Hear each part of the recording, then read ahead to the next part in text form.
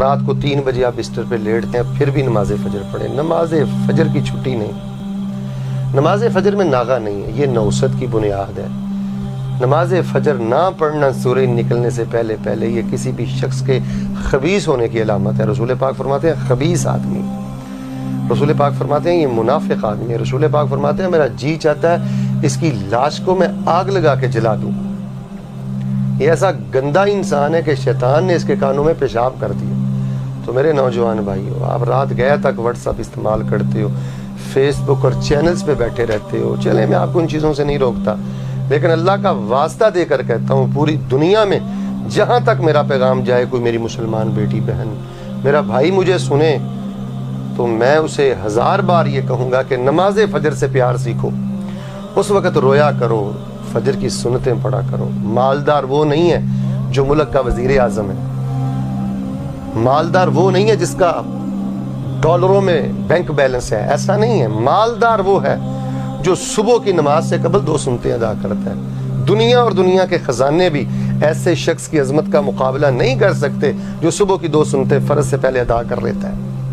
صلاۃ الفجر یا عباد اللہ, نمازی بھائیو نماز فجر سے پیار کرو.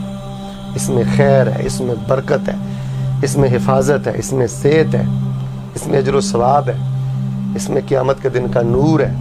یہی آپ کی جنت ہے, یہی آپ کی کامیابی ہے. کائنات کا بد نصیب انسان ہے جو بلا وجہ روزانہ نماز فجر جماعت سے نہیں پڑھتا, سورج نکلنے سے پہلے نہیں پڑھتا. اللہ ہم سب کی یہ غفلتیں دور کر دے, اس نور کے وقت ہمیں رونے کی توفیق دے دے. اللہ جن گھروں میں یہ غفلتیں ہیں اللہ ان کو وہ غفلتیں دور کرنے کی توفیق دے دے.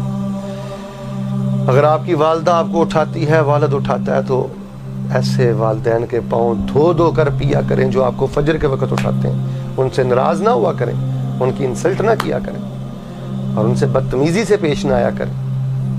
واللہ میں ایسے درجنوں گھرانے جانتا ہوں گھر میں ماں باپ نہیں ہے اور خاندان میں سے کوئی بندہ بھی نماز فجر نہیں پڑھتا, اور وہ بھی گھرانے منحوس ہیں کہ جن کے والدین فجر کی نماز نہیں پڑھتے. تو میں بڑی معذرت اور محبت سے یہ پیغام پوری دنیا میں پہنچانا چاہتا ہوں کہ جو میرے مطالعہ میں چیز آئی ہے وہ یہ ہے کہ فجر کا نمازی کسی نہ کسی روز اللہ اس کو کنارے لگا ہی دیتے ہیں اور اللہ اس کے لیے خیر کے دروازے کھول دیتے ہیں.